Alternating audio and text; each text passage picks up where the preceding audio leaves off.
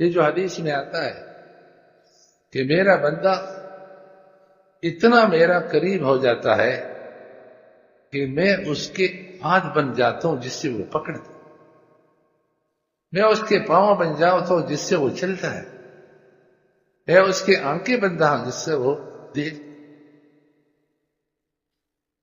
اور دنیا میں آخرت میں اللہ کی معیت، اللہ کی نصرت، اللہ کی مدد اس کو حاصل ہو جائے۔ دیکھو قرآن کریم میں حضرت سلیمان علیہ السلام نے اپنے اہل مجلس سے فرمایا، جب ملکہ سبا چلی آنے لگی، کہ ان کا جو بڑا تخت ہے جس پر سینکڑوں کمرے تھے، غالباً 400 کمرے، اور ایک بہت بڑا اسمبلی ہال، پوری کالونی، کہ اس کے پہنچنے سے پہلے ان کے تخت کو کون اٹھا کر کے یہاں لائے؟ قال عفریت من الجن، دیو نے کہا، جنات میں سے عفریت نے کہا، انا آتیک بہ قبل ان تقوم من مقامک،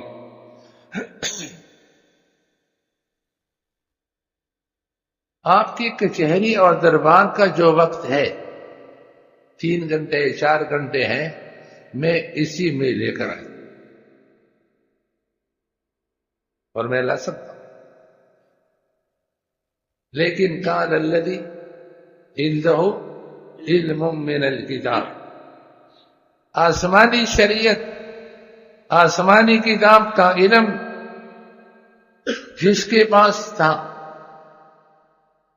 اور اصل علماء وہ ہیں، اصل علماء وہ ہیں جو علم کے سانچی میں اپنی زندگی ڈال، جو نہیں ڈالتا وہ علماء نہیں۔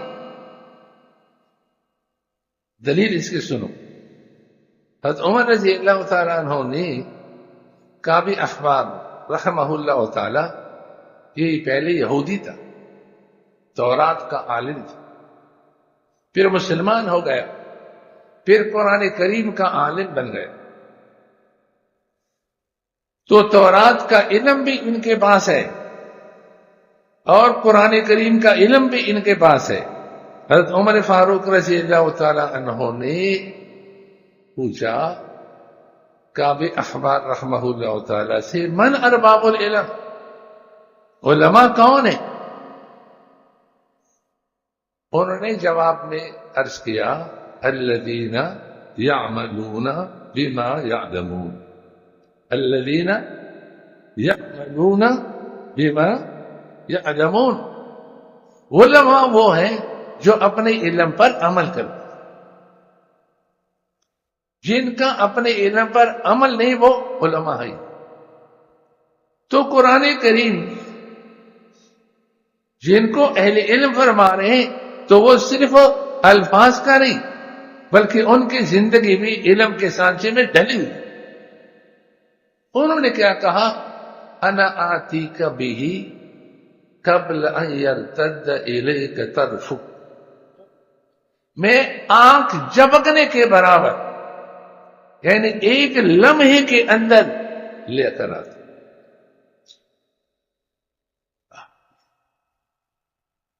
یہ ہے تعلق، یہ ہے رابط۔ بعض کتابوں میں میں نے دیکھا، اس میں لکھا ہے کہ انہوں نے کہا لا حول ولا قوت الا باللہ اور تختہ سے، اور بعض نے لکھا ہے کہ انہوں نے کہا یا حی یا قیوم اور تخت۔ ایسے لوگوں کے درخواست کو اللہ رد نہیں فرماتا۔ صحیح بخاری کی روایت ہے، ان من عباد اللہ من، اللہ کے بندوں میں سے ایسے بندے بھی ہیں، لو اقسم علی اللہ لابر، اگر کسی بات کی قسم اللہ پر کھا لے کہ میرا رب یہ کام کرے گا تو اللہ تعالیٰ ویسے کرتا ہے۔ اس کو ناراض نہیں، اس کی درخواست کو اللہ کا رد نہیں فرماتا. اسی کو کہتے ہیں ناس کا تعلق ہو جاتا. حضرت جعفر صادق رحمہ اللہ کی بیٹی تھی، غالباً عائشہ ان کا نام تھا. وہ کہا کرتی تھی کہ اگر قیامت کے دن اللہ تعالیٰ نے مجھے جہنم میں ڈالا تو میں سب سے کہوں گی کہ میں اللہ تعالیٰ کو ایک مانتی تھی، پھر بھی مجھے دوزخ میں ڈالا. کیا مطلب تھا کہ میرا رب دوزخ میں کیوں ڈالے؟ یعنی میں شکایت کروں گی، میں اللہ کو ایک مانتی تھی. اور یہ صرف ماننا یہ نہیں کہ اللہ ایک ہے، جب بھی میرے رب کے حکم کا اور غیر اللہ کا مقابلہ ہوا ہے، میں نے غیر اللہ کو چھوڑا ہے، میں نے اللہ کے حکم کو لیا ہے. میں نے پوری زندگی اللہ تعالیٰ کے مقابلے میں کسی کو اہمیت ہی نہیں دی، تو میرا رب مجھے جہنم میں کیوں ڈالے؟ اگر مجھے ڈالا تو میں شکایت کروں کہ میں وہ خاتون نہیں تھی کہ میں اللہ کو چھوڑ کر کسی اور کی پیچھے چلوں. یہ حماقت ہے کہ اتنے بڑے رب کو چھوڑ کر کے مخلوق جو فانی ہے، بے بس ہے، اسی کے پیچھے چلے. ہمارے دوست کا شعر ہے، ہر بے کس و مجبور کی کرتے ہو خوش آمد، ہر بے کس و مجبوری کی کرتے ہو خوش آمد، ایک صاحب قدرت کو منع کیوں نہیں لیتے؟ جس کی قدرت کامل ہے، جس کی قدرت میں ذرہ برابر بھی نقص نہیں ہے، جس کی قدرت میں کمی نہیں ہے، اس قادر مطلق کو چھوڑ کر کہاں جائے؟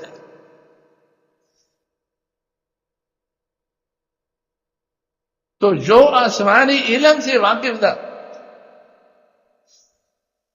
اس کی قیمت اللہ کی نظر میں کتنی، اس کے ساتھ اللہ کی نصرت، اللہ کی نصرت. اس لیے علم معمولی چیز نہیں، بہت بڑی چیز. اللہ پاک ہمارے گھروں میں علم کو داخل فرمائے. لیکن آج ہم اپنی اولاد کو علم سے دور رکھتے ہیں. کیوں؟ کچھ دن پہلے استاد محترم مفتی اعظم حضرت مفتی رشید سے رحمت اللہ علیہ کا بیان سن رہا تھا. مجھے بھی بڑی ضرورت ہے بڑوں کے بیان سنتا رہتا، وقت ملے تو ادھر ادھر چیزوں میں کیوں ضائع کرے آدمی. سن تو حضرت نے فرمایا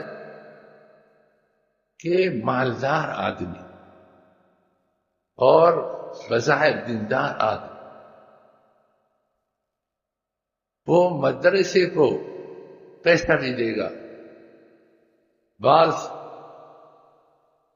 مرتبہ مدرسے کا پورا خرچ دے گا، آدھا خرچہ دے گا، لیکن اپنی اولاد کو عموماً ایسے وہ عالم نہیں بنائے. کیوں؟ کہتے پھر کھائے گا کہاں سے؟ مولوی بن گئے تو کہاں سے کھائے گا؟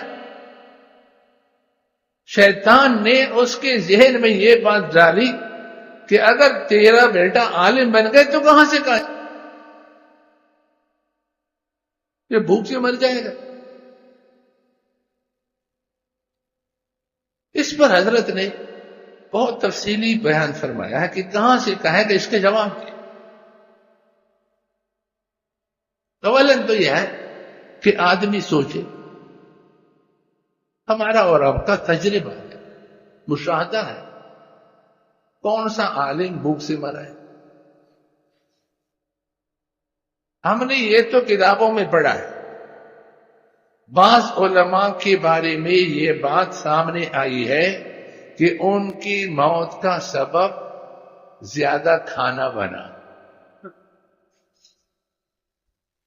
کھجور کا ٹھوکرا کسی نے رکھ دیا اور انہوں نے کھانا شروع کیا. ادھر مطالعہ میں استغراق ہے اور کھجور کاٹے کاٹے ہنس کے زیادہ کھا گیا اور وہی زیادہ کھجور کھانا ان کی موت کا سبب بن گیا،